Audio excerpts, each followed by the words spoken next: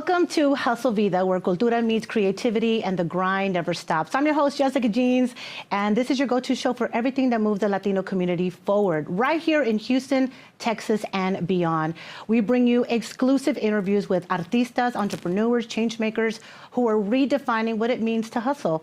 We shine the spotlight on local vendors, Latino-owned businesses who are making an impact. And of course, we turn up the volume with live performances with the best independent and up-and-coming artists, keeping the culture alive through música, pasión, y puro talento. Hustle Vida isn't just about entertainment, it's also about empowerment. We'll dive into stories that matter, from issues affecting Mexican-American lifestyle to community initiatives shaping our future. This is the space where voices are heard, where dreams are turned into reality, and where we celebrate the heartbeat of nuestra gente. Hustle Vida is proudly brought to you by Gonzalez Law Group and your trusted legal team that stands with our community. And Up Above Media, dedicated to elevating Latino voices in the Houston community. So whether you're an artist, an entrepreneur, or someone who supports the hustle, this is your show. This is your movement. This is our movement. Let's get into it. This is Hustle Vida. And today on the show, we have Latin R&B platinum recording artist. We have the one and only Frankie J in the building. What's up, Jessica? What's up, Frankie? Thanks for having me. I appreciate the invite. No, thank you for being here. I know you have a busy schedule, but I know now that you're in Houston. I live here now. You live here now. I live here now, and I love it. I needed to come back. I've lived in Houston before, and moved back to San Diego, to California, but just I had the itch to come back, and plus the taxes are horrible in California, so I had to move back. Yeah, there's so many people from Cali coming to Texas. I think there's like over 1 million or something like that, people that came from California. Yeah. I don't know if that number is precise, but I heard that a lot of Californians are coming into Texas, and yeah, so sorry. we're coming back. So yeah, and being that you've been here in Houston, do you have a favorite Mexican restaurant here already? Oh, have you? Man, so since I've been back, it's been about 1.5 years now. I've been going to this place called Cielito Cafe. Cielito Cafe. It's a really, really cool spot because it's basically a house. Okay. Flipped into a restaurant. Wait, I have been there. Have you been there before? Is it in the Heights? It's in, I want to say it is in the Heights. Yes, that I have been there before. It's not too far from another restaurant that I actually love to go to. It's called La Cuchara. Okay, yes. So I don't know I'm sure you know that one. Yes. And so those two restaurants, you'll see me in those two restaurants back and forth. I love the chilaquiles that they have, the eggs. Like, I'm a very, I love breakfast. So Mexican breakfast. I like to have my cafecito, and enjoy my time and hang out for a little bit, and then start the day like that. Yeah. So those welcome two restaurants. Back to Houston, man. We'd love to have you. Now, you've been in the game, I mean, we're talking years and years, 30-year... But there's been a lot of achievement that's happened, and that's one of the reasons I wanted you on the show, because again, we are celebrating Latino cultura, and of course those success stories, and we talked a little bit, and I know a little bit about your upbringing and your story, but out the gate, you had this incredible, successful album, but it seemed easy. It seemed like you came out of nowhere, but you've been putting work for a while. We did talk about the Cumbia Kings, so tell us how that all began. So before I even speak about the Cumbia Kings, there was a few years where I was doing freestyle music. Okay. And house music. I'm a freestyle. I still listen to Debbie Deb and Stevie B. Yes. So I'm sure you know who this person is, George Lamond. Yes. So George Lamond is a very good friend of mine now, but I started singing a lot of his songs when I was a kid. Vocally, when I was maybe great. 12, 13 years old, maybe 15 years old, and he was like my hero. He had that range. He had, in my opinion, one of the best voices of freestyle music. I call him the king. Yes. I know Stevie B is, I know they say that Stevie B is, which Stevie is actually a friend of mine as well. But to me, George Lamond is the ultimate. He is the, she's just the ultimate vocalist for when it sure. comes to freestyle music and on the dance world. But I started doing that, and I looked up to him. And of course, other groups like TKA, the Cover Girls, Sweet Sensation, Yes. Expose, Cynthia, Johnny O. I mean, you name it, the list goes on and on and on. I grew up with that music because my older brother used to DJ at quinceañeras, house parties. So, you know, he would bring up all these like records and crates and stuff. So I would help him whenever he would have parties. My mom and my dad always pushed my brother to take me wherever he went. He hated it because I was the chicle, you know? Yeah. And so, but they would always have me go with him so that there would be no trouble. Yeah. Or he wouldn't get in trouble. Right, Because keep not an that eye he on him. was this troublemaker, but you know, whenever you go out with you know, with the homies, you know, things happen. You know, I don't know. So I felt like they always wanted me to be with him so that he could take care of me. Right. You know, and be there with him, helping him at the same vice time. versa. But I learned a lot, you know, through that. And so freestyle and house music was kind of where it all began. And then Cumbia Kings came about. But Cumbia Kings was more of like an accident in a way. Really? Because when I was living out here in Texas, the first time I came to Texas, the very first city that I ever visited in Texas was Austin, Texas. Okay. This was in 97. 96 or 97. I was fresh out of high school. I had done my first year of college. College wasn't for me.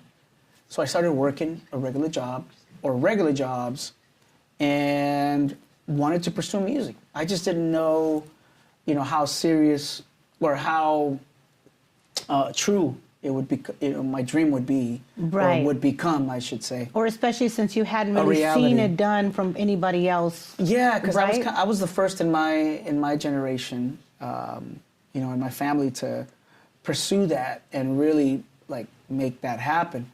So during the time that I was going back and forth, you know, in California, Texas, California, I kept some relationships, you know, living in Austin, going back to San Diego. Nothing happened when I was in Austin. I tried, you know, the music thing, but it just wasn't happening for me. And I was doing, you know, the freestyle music, dance, freestyle. So I started working regular jobs, and then one day I received a call from my very good friend named John Paul Ramirez, whom I used to live with. He got a call from this guy named Charles Chavez, who later on became my manager in my career. And he said, hey, I just met up with A.B. Quintanilla, and he's looking for a kid that can sing both English and Spanish, that could do pop R&B, and, you know, but could speak English and Spanish fluently. That could sing both pop, you know, and R&B. So, of course, I was listening to all kinds of genres. I was listening to everything from mariachi, you know, pop, R&B, freestyle, I mean, you name it. Yeah. And so he was like, man, I know just the guy. He goes, but he's not a group, you know, member per se. He wants to do the solo thing. So I don't know if he's going to take you up on this opportunity, but I'll give him a call and I'll ask. So, you know, he calls me and he goes, hey man, A.B. Quintanilla wants to know if you're up for an opportunity with this group called the Cumbia Kings. I didn't know who the Cumbia Kings were at the time, but apparently they had already been established. Right. They already had their first album, Amor, Familia, Respeto. And this was after Selena already had passed. Selena already had 5 years, I think, passed. She had already passed. And, you know, A.B. was trying, you know, this whole new project. And so I get a call from A.B. and starts to ask me about, like, my background and what kind of music I like and the things that I've done, and, you know, and so trying to get to know who I am and all that. And so I explained to him that I wanted to be a solo singer, solo artist, but that, you know, being the fact that if this opportunity could help me, that I would be willing to take a chance at it. Yeah. And so he goes, all right, man, well, you know, who have you worked with and what have you done? So I started telling him, I said, well, I was recording a lot of background, you know, vocals for a bunch of groups, you know, from Mexico, and working with all these different songwriters and producers at the time.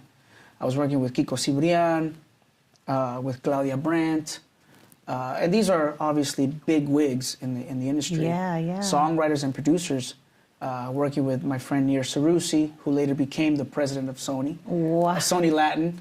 And these were all like, you know, relationships that I had kept throughout, you know, my little span of time working in, you know, back and forth, San Diego to LA, LA to San Diego. Yeah, that's how you were making your money at the time. That's how I was getting paid. I was getting paid like $50 a demo, or Okay. $150 for Yeah, it was $300 a session or something like that, you know? Yeah.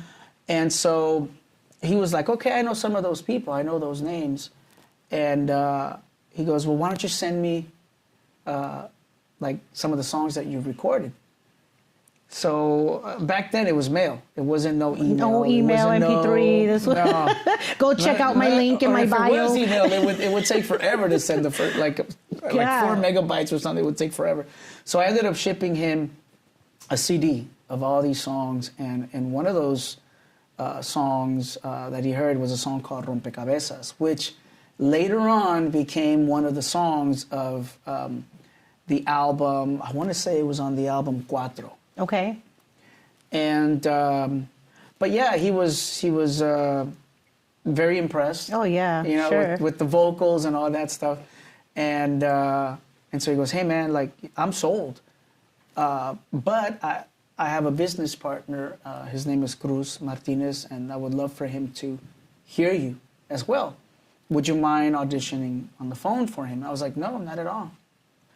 So a couple of days passed, and he just goes, hey man, stay by the phone. I'm gonna call and with my business partner, and we'll chop it up with you and see if you can sing some songs.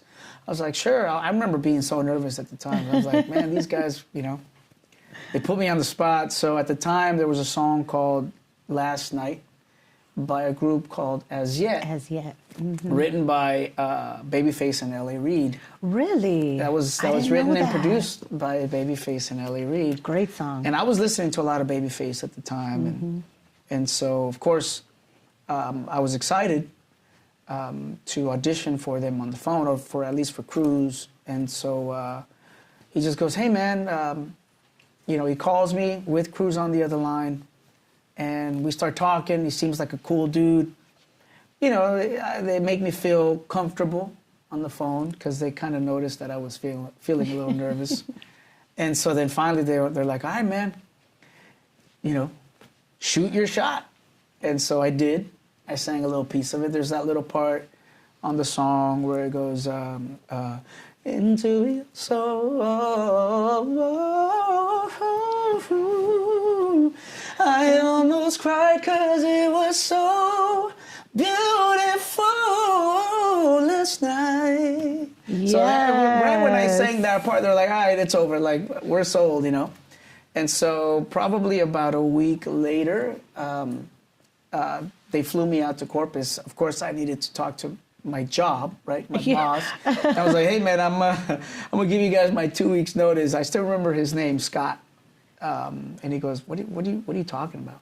Get out of here. Like, go pursue your dream. Yes, you know? And yes. so I just remember looking at him, and I was like, almost in tears. And he goes, man, you don't belong here. And he goes, just go. And so I did. I shook his hand and gave him a big old hug, and I said, thank you for the opportunity, and I'm going to try this out. Next thing you know, I tell my parents that I'm going to Corpus. And I said, I don't know if I'm coming back. Had you ever been to Corpus? Did you know? Never. Okay. I had never been to Corpus Christi. I didn't know what to expect. And so when I get there, when they fly me out, I remember flying in a Southwest Airlines flight. And I landed in Corpus. Aby and Vanjie, his first wife, picked me up in their BMW.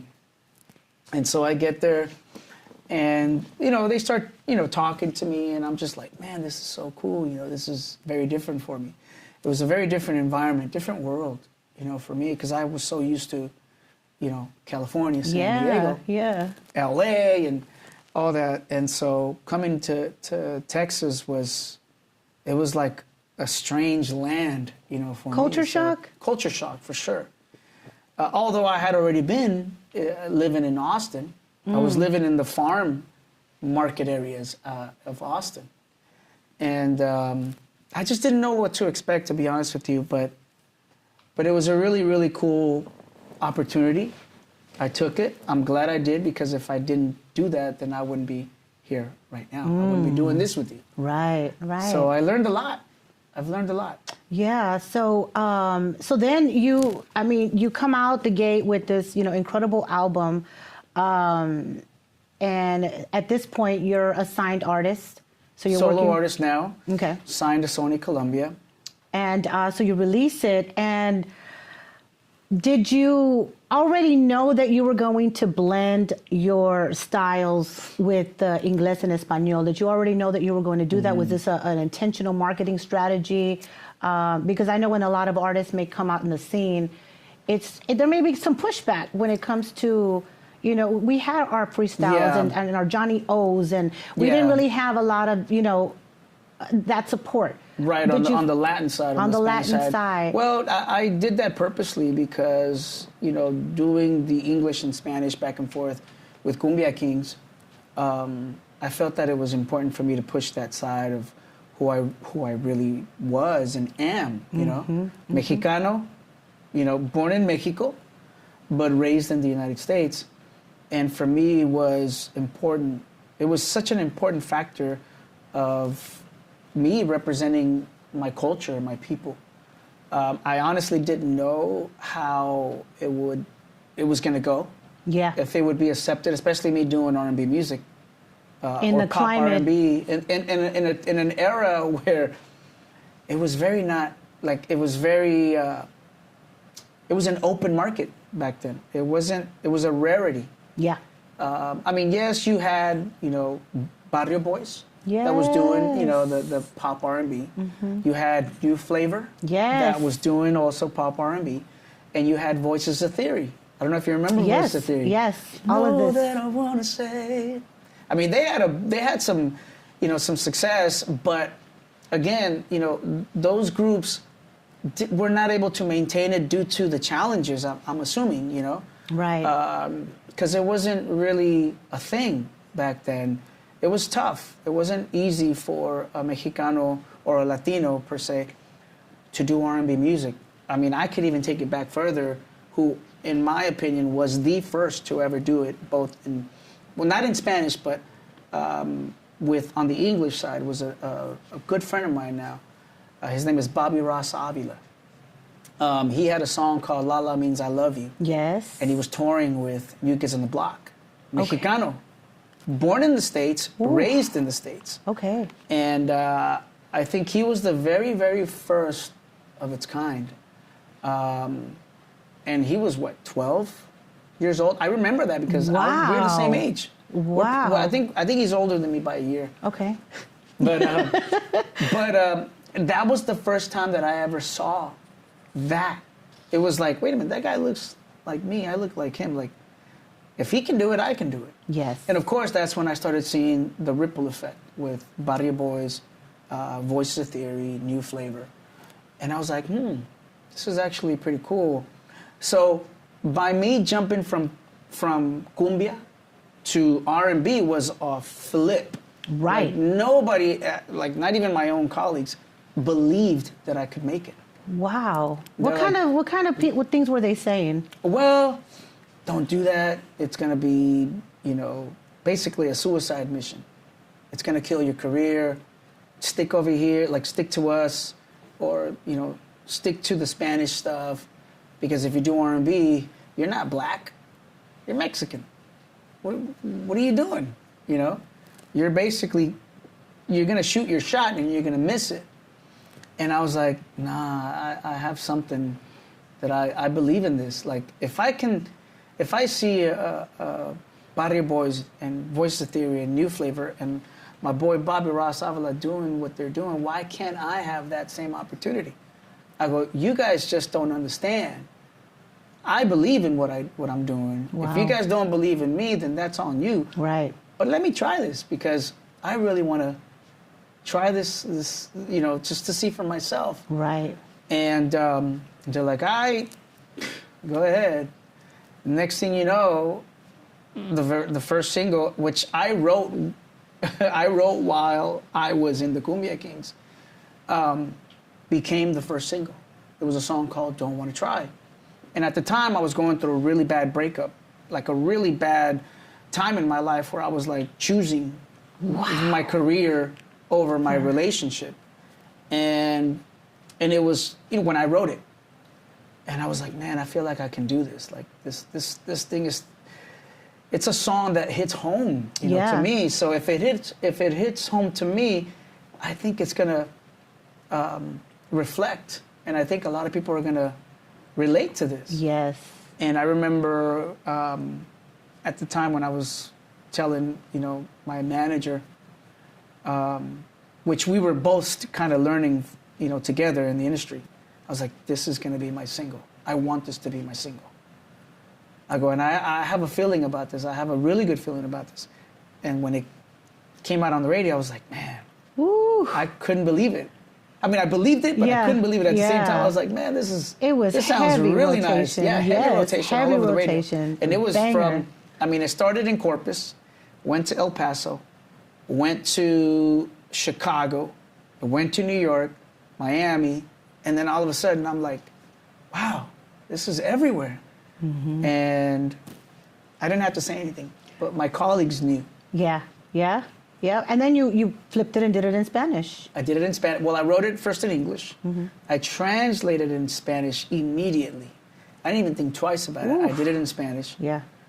It was very difficult to do because Don't Want to Try doesn't sound like Ya no es igual. Yeah. But it's the same syllables. Yes. So for me, whenever I translate anything, it has to mean the same, and it has to have the identical syllables of the record, of the song, for it to work. Yeah. And it was tough. It took me a little bit to do it.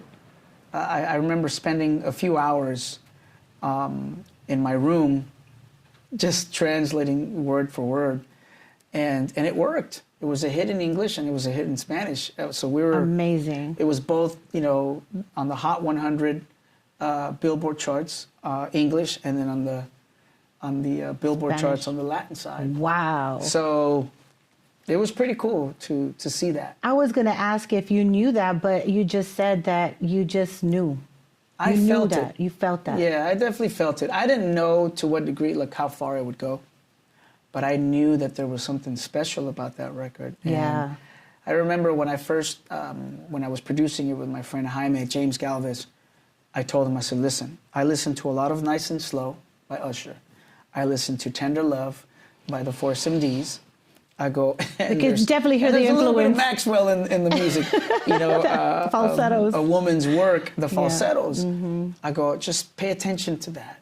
I go, because when I remember sending him the song, I sent him the chords that I had, very simple, and he just went and took it over the top, because he's a much better piano player than me. Yeah. And so the work that you hear is his piano playing. Beautiful. I just went and learned from him, Yeah. But yeah, it worked out, and funny enough, in the same closet, same house where I recorded Don't Want to Try, that's where I recorded Sugar Sugar. Nice. And wrote Sugar Sugar with Ronnie. Wow. So in Chula Vista, San Diego, both of those songs were recorded. Wow. And that's just been just a phenomenal just movement in its own. Just everybody from different cultures. It's been everybody really cool. knows Sugar Sugar. It's been really, really cool. And was the idea already to have Bash? Because you guys are from the same area? Did you? Well, me and Bash met through the Cumbia Kings. Okay. Because Bash was obviously with the Dope House family. Mm-hmm. And I remember I never worked or planned on working with anyone from that camp, because I felt that it was far-fetched for me. I was like, well, these guys are rappers. Right. What am I going to do with rappers? I'm a singer, so, and plus they got their own thing going. But I had heard through my friend Jason, DJ Kane, that at the time, Baby Beesh, right? Yes. He wanted to meet me. He was like, hey, man, I want to meet your friend Cisco, because at the time that's what they were calling me, Cisco. And he goes, man, I want to meet your friend Cisco. You got, bring him on, man, so we can work. And so one time, I want to say, we did a show in Houston, here in Houston. Was it the Astrodome, I think, or the? It was a big concert. Compact it was a big event. Center, maybe. Maybe, but that night, I didn't know that this was going to happen. That night, apparently they had a van that was going to go up on stage, and then they were going to open up the doors. Yeah. And me, Come DJ, out? and Baby Drew, right? We're going to step out of the van. But I was like, oh, that sounds cool. That's actually pretty dope. That's a cool concept. I would love to do that. Not knowing that it was going to be a van full of smoke. So, Same old Baby Bash. Yeah, so I was like, man, when I got out of that van, I was like, yo, what's going on over here? But nonetheless, it was a cool gig, and that was kind of like the introduction. That's how we met, and soon after that, we just became friends. And I think one day he was traveling. He had called me and he was traveling. He was saying, "Hey man, I'm going to Cali," or I think it was visiting his family. And I picked up the phone. I was like, "Hey man, I'm in San Diego." He goes, "Hey dog, well I'm gonna be out there, blah blah blah." He goes, "Let's get together," and that's when we wrote Sugar Sugar. Sugar Sugar, man. And congratulations on all Yeah. that, because we all Thank you. still love it to this day. And, it's one of those records, like, that just cross those boundaries. And Yeah. that's why I feel like it's so important, because there's been so much crossover. There's been so many boundaries and walls and Right. barriers have been broken because of that record. And even just the collab itself, the rap R&B thing, that was Yeah. kind of really new to the scene. And you guys tapped into that so early on. Well, as he says, it's the gift that keeps You don't on give giving. it. The checks are nice. It's true. It's very true. The chicks are nice, and it's been cool to see the growth of that song, because even today, the kids in TikTok, they perform that song, or they'll play the song on their background, and it just keeps going. It Right. keeps going. So, I feel like when you write songs, you just have to have fun. Yeah. You can't think about, oh, this is going to be a big hit. Because if you start thinking that way, you immediately lose the essence of why you're doing what you're doing. Right. Because now you're thinking, oh, I'm going to be rich, or I want this hit, or this is going to be a massive record. You basically start like taking yourself away, detaching from the artwork. Right. And I think when we were writing Sugar Sugar, we never thought of it that way. We were just Having enjoying the fun. time together and having fun. Even when I was writing Don't Want to Try, I never even imagined. Like, I didn't even think, I'm like, oh, this is going to be a hit. It was just something that just came out. And it was something real, choosing real. yourself, right? Like choosing Yeah. yourself from a heartbreak. And Right. I love that about even men these days. I feel that more men are choosing themselves over what other people want from them. Yeah. Just kind of living their own lives and making their own way, Yeah. whatever their dreams are. Yeah, you have to think about what it is that you want to do, and the things that you're going through in your life, and reflect. And if you're a writer, write about it. Write about it. I mean, if you're having a good time at that moment, write about it. Yeah. Yeah. I think it's also very therapeutical. Yeah. And it helps the heart. It helps sure. soothe whatever it is that you're going through. So I think that's one thing that, as a songwriter, you can't get lost in the thought of, oh, this is going to be a big record. Yeah. Because you don't know. Right. You really don't know. If it feels good to you, then cool. But I try to stay away from thinking too much into it and just going with the feel. Exactly. I'm grateful for you. I'm so thankful for you because, again, growing up here, Mexican American, and watching, and one of my favorite genres growing up, like we talked about freestyle and R&B music, and that to me was something that was always inspiring to see. Like, man, like he's Mexican, he's a Latino, and he's singing, and his voice is incredible, and it was just to see somebody like me achieve the things that you have. It's more than just music. It's more than just music barriers. Right. This is a whole movement that's continuing to happen, and you guys are catalysts for that. And so I'm so appreciative of that. That means a lot. That really does. It means a lot because I see a lot of the newer kids and new generation artists that are coming out, and when I meet some of them, they always say like, "Man, thank you for paving the way. Thank you for being that rarity when, we weren't being seen in that, on MTV, and we could see you on national television. Yeah, on and BT, MTV. Like, man, you guys really did break down some barriers for us and knocked down some doors and opened these Kicked doors. them down. Forced them down to open the doors. And so it makes me feel good because it's like, wow, that's really cool. I mean, we struggled. It wasn't easy for us. Being Mexicano and doing the kind of music that we do, we received a lot of pushback. Yeah. We got a lot of pushback from in a lot of areas. I won't get too deep into it, but maybe I'll do a documentary about it later on. You should. But it's really cool to see where we're at now and what we're doing still to this day after 25 years. And you guys are still on going. tour. I mean, we're still touring. We travel around the world. Yeah. We're not just here, and nationally we're international, and it's a beautiful feeling to know that our music is being heard throughout the world. It's not just regional here, thing. regional. Right, right. It's more. It's like a global thing, and to see, like, whenever I see the stats of the records, you're like, wow, Africa, oh, Russia. Oh, Germany? God. Oh, this is really cool. Japan? Philippines? And you're like, wow, this is where the music is traveling to.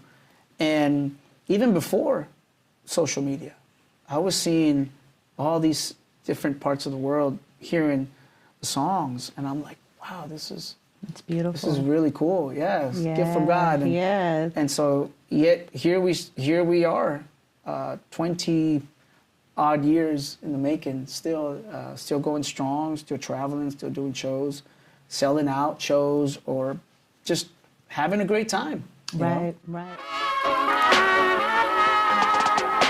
All right, man. Thank you so much for joining us, Frankie J, sharing all of your music with us, with the world, all of the accomplishments and the doors and barriers like we talked about that you have just broken down. And, I hope to continue to support more Latino R&B. So this was part of what this platform is for, to highlight a lot of the Mexican-American and Latino artists underground and give them a place, give them a platform to be able to live and shine. And a lot of it is thanks to you. So thank you so much. Thank you. For Thank you for inviting me. Thank you for having me here at your show. This has been an honor for me, and this is cool what you're doing. You're acknowledging the talent and, of course, the people that have either come, before or after, and this is really, really cool. It was nice. Well, stick around because we want to actually do a little something. If you could bless us with your vocals, absolutely. And we've got more with Frankie J. But before we do that, I want to let everybody know what you have coming up, where they can follow you and be able to keep up with you. Well, they can follow me on my social medias. Instagram, it's The Real Frankie J. TikTok is The Real Frankie J. My Facebook is Frankie J Official. What is it now? X or Twitter? X. It's X. At The Real Frankie J. I'm always trying to respond and reply to the fans. Don't pay attention to all those fake accounts. There's so much going on out there. Right. People are just trying. They're doing the most. Just be careful with all those fake accounts. I get a lot of that. But social media, that's where you can find me. And Yeah. Coming to a city near you, so. Yes. All right, Frankie, thank you so much for coming. Thank you. I love you. Thank you. I love you too. Thank you so much for having me. Thank you for watching Hustle Vida. Hola, gente. I'm your host, Jessica Jeanz, and you're watching Hustle Vida. And of course, we're always going to tap into the community and what is important to the Latino community. And we do have a special guest with us today. We have Miss Amanda Maruguin, and she is Miss Teen Houston Latina. Everyone. Thank you for coming. Of course. Thank you so much for having me. I really appreciate it. Yeah, so tell me a little bit about the honor that you've had to represent Teen Houston Latina and how that came about. Yeah, so it's been an amazing journey so far, and I've loved having this role, and I've been able to help out so many people and help out my community, and that's what it's all about, and I've been very thankful for it. Yeah, so this was a pageant. Had you been in pageants before all your life? No, so this is my first time, and What? so yes, it's been incredible. I've been able to meet a lot of different people and do a lot of different things. So I'm a dancer and a choreographer, and so it's different. You know, dance and pageantry, it's very different. So Right. So tell me a little bit about your background. Are you from Houston? Are you from the area? yes, I'm actually from Houston. Yeah. Okay, and you're 16 years old. Yes, I'm so 16. you're still in high school. What Yes. high school do you attend? I attend at Calvin Elms Charter High School. Okay. Yeah. And so are you up for graduation soon? I know that you've gotten a lot of credits because of some of the community work that you've done. Does that help out? Yes, so right now I'm a junior in high school, and so I have senior year, and then I get to go off to college, and so I'm super excited about that. Awesome. Now, I do want to talk about some of your initiatives. So I did bring you here because you're part of an organization that you've been really, really vocal about and helping a lot in the community, and it means a lot to me.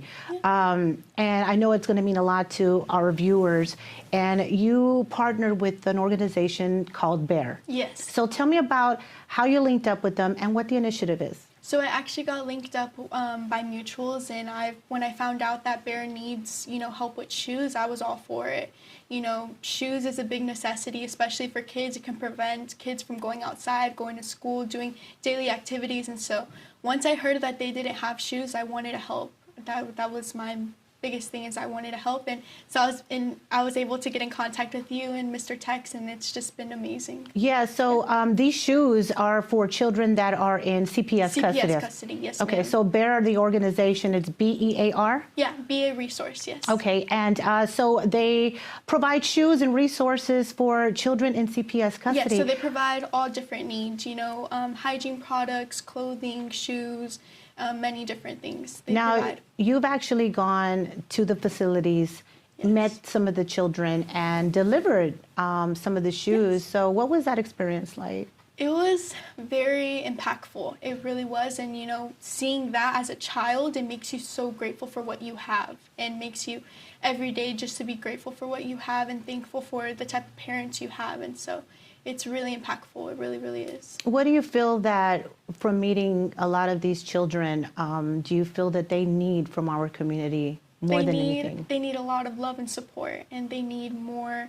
A lot of people think when they think of BEAR, be a resource, they think of toys, for Christmas, for different holidays, but what they really, really need are necessities like hygiene, clothing, shoes especially. They didn't have any shoes. When I went, they didn't have any shoes. The second time I went, they had 2 pairs of shoes. Wow. And so it was a really, really big change for them to have 128 pairs of shoes. That's awesome. Yeah. And I've gotten in touch with your program, and you also have a QR code that we'll be able to share with our viewers today, where I thought it was just so unique and so just so easy to use, where you click on the QR code and it takes you to Amazon. Yes. It has a list of all the shoes. The prices are there that start at what? $4? $4 to $24. Right. Yeah. And as soon as you put stuff in the cart, the mailing address is already in there. The shipping address is already there. Super simple, super easy. Yeah. And you can, put maybe $100 worth of shoes in there Exactly. and have a pair of shoes for a few children in CPS custody. So you don't have to wait for the holiday season. You don't have to wait for that Christmas season. All year long, this is available. Now, can anybody help with the distribution? Yeah, of course. Okay. Anyone can help if they want to come along. They're more than welcome to. Yeah, the more the merrier, Yeah, right? exactly. So tell me a little bit about what drives you, Amanda. What I know that you have this honor of being Miss Teen Houston Latina, but at the same time, I feel like in knowing you, there's so much more that moves you, and there's a passion for helping others. Where does that come from? It comes from God. It really does. God, the way I am today or where I am today is nowhere compared to where I was last year. And so I give all the glory and all thanks to God, because I truly would not be where I am today without him. So you mentioned last year. What was going on last year? Last year I had a lot of depression. I started my quinceañera choreography company, and I got a lot of hate for it. And I was in a very deep depression and very sad. I didn't want to go to school. I didn't want to go anywhere. I wanted to close down my company. But my parents, they kept pushing me, like, put your faith in God, put your faith in God. And I was born into Christianity, but last summer, I really, put all my focus on God. And he truly brought me out of depression, he truly did. And I was able to start modeling, do more quinceañera choreography, be Miss Teen Houston Latina.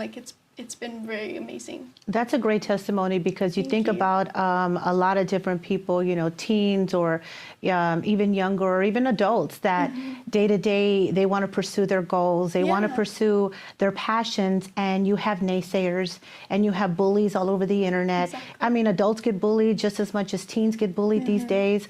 And it's sad to see, but I'm so proud that you leaned on God to find that strength. To keep going, because now you see that the blessings are flowing, right? Yeah, The exactly. abundance is now here. Exactly. And opportunities and doors are being opened. So if that's a word for anybody, is to continue to follow those passions and follow your heart, because that's going to lead you in the right direction. And you never know what's around the corner if you just hang on Yeah, and for just another to day. take a chance on yourself. I didn't take a chance on myself for many years. I was with the dance studio, and I told myself I would always be there. But I left, and I started a life with, God and my journey. And so when I first received my banda, I presented it to God, and I told him, use me as an instrument to spread your word, spread your love, and let people know that you're with them and that you love them. And so it's been amazing. I've been able to speak about God to many people. I love that. I love that. Thank I'm so you. proud I of you. appreciate it. Thank you so much. And you have so many other things that you have going on. This is just one of the initiatives you have, from vaping prevention, Yes. and just so many other things that we could go on. And I want people to be able to keep up with you and your movement. So you're all over social media. Yes, on Instagram. Okay, so where can they follow you? Amanda.mardoquin_. Okay, I'm also following you, so if you guys want to Yes. follow me, of course I'll be posting up Miss Amanda here. But also, I did want to talk about your honor, right, and the banda. And so, what else is your responsibility in being Miss Teen Houston Latina? So our biggest responsibility is to be a role model, and so I truly try to stick to that, always be humble, because like I said, I wouldn't be where I am a year ago without God. And so I just always keep, God my focus. And why I wanted to become Miss Teen Houston is to help out my community. I've been able to help out, children, seniors, adults in so many different ways, and sometimes it can get a little rough, but, we just push through with God, because, if you think about it, raising 128 pairs of shoes, I didn't do that all alone. My community helped out, and so it's been good, yeah. So this is a year run that you have, Yes. okay? And so then you get a crown? How does that work? Well, so I got announced in September, and so I have till this September, and then I'm competing for Miss Teen Texas. Oh, all right. Miss Teen Texas Latina. Man, you got this in the bag, girl. You got this you. in I the appreciate bag. it. All right, Thank so you. again, tell everybody how they can participate with the Bear organization. Yeah, so in my bio and my Instagram, there's a link there that you can click on it, and it takes you straight to Amazon, and you can help donate some shoes. All right, thank you so much for Of being course, here. thank you so much And for I'm having so me. proud of you. Continue the great work and Thank you. spreading the word of God, and Amen. also inspiring other teens and myself as well. So you're inspiring a lot of people in the community. So thank you so much. Thank you so much. I really appreciate it. You're welcome. Hola, gente. You're watching Hustle Vida. I'm your host, Jessica Jeanz. And this performance is brought to you by Gonzalez Law Group at Up Above Media Studios. And this is Latin R&B platinum recording artist, Frankie J.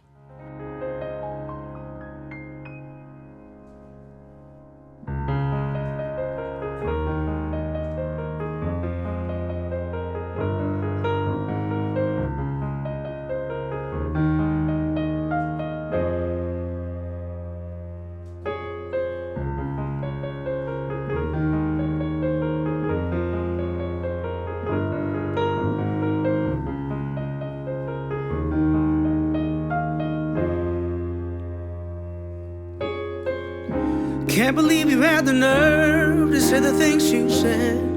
They hurt so bad that they ended our relationship. Can't believe it. 4 years gone down the drain. How I wish things would have happened so differently. Tried to save us many times, but still you couldn't see it. You kept insisting and resisting that you would not fall again.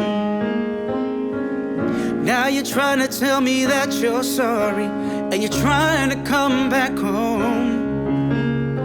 You're telling me you really need me, crying, begging, both knees are on the floor. But baby, I don't wanna try, don't wanna try, don't wanna try no more. You keep insisting when you know our love is out the door. Don't wanna try, cause all we do is fight. Say things that hurts bad to where we both begin to cry. Don't wanna try, about just heading up. It's been a rough road, baby, just let it go. Don't wanna try, don't wanna try no more. Tell me what's the use of holding on when all we do is hurt our love. Recuerdo cuando hablábamos en el teléfono. Surgían planes de un hogar solo para los dos, con ilusiones de volverse en realidad. Pero ahora eso se va tan lejos de mí. Tuve que enfrentarme a la verdad, yeah. Después de tanto tiempo que lo que me hiciste pasar, baby. Y ahora regresas para convencerme a comenzar de nuevo. Que te arrepientes, que me quieres, que no olvidas, que no aguantas el dolor, yeah. Don't wanna try, don't wanna try, don't wanna try no more. You keep insisting when you know our love is out the door. Don't wanna try, cause all we do is fight. Say things that hurts bad to where we both begin to cry. Don't wanna try about just heading up. It's been a rough road, baby, just let it go. Don't wanna try no more. Tell me what's the use of holding on when all we do is hurt our love. Oh, baby, and it hurts so bad, baby.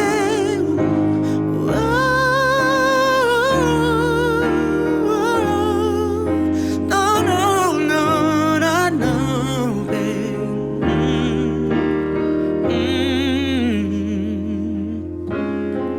Don't wanna try, don't wanna try no more, babe. Ya no es igual, ya no es igual.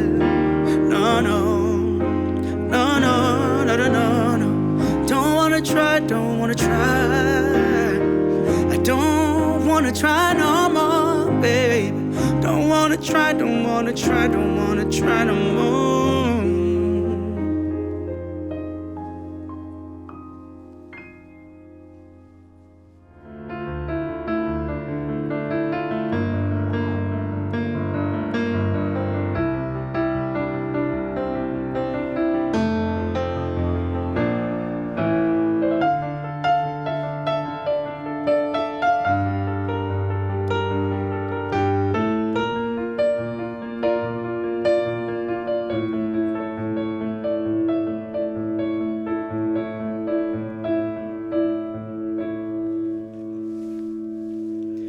Si una vez dije que te amaba, hoy me arrepiento. Si una vez dije que te amaba, no sé lo que pensé, estaba loco. Si una vez dije que te amaba y que por ti la vida daba. Si una vez dije que te amaba, no lo vuelvo a hacer. Ese error es cosa de ayer.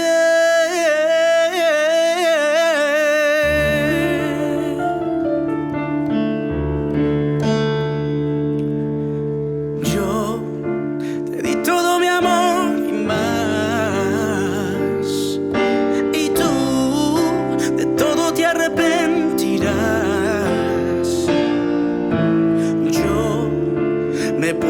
expuesto a tus pies, y tan solo con desprecio me has pagado, pero ahora ves. Si una vez dije que te amaba, hoy me arrepiento. Si una vez dije que te amaba, no sé lo que pensé, estaba loco. Si una vez dije que te amaba y que por ti la vida daba, si una vez dije que te amaba, no lo vuelvo a hacer. Ese error es cosa de ayer.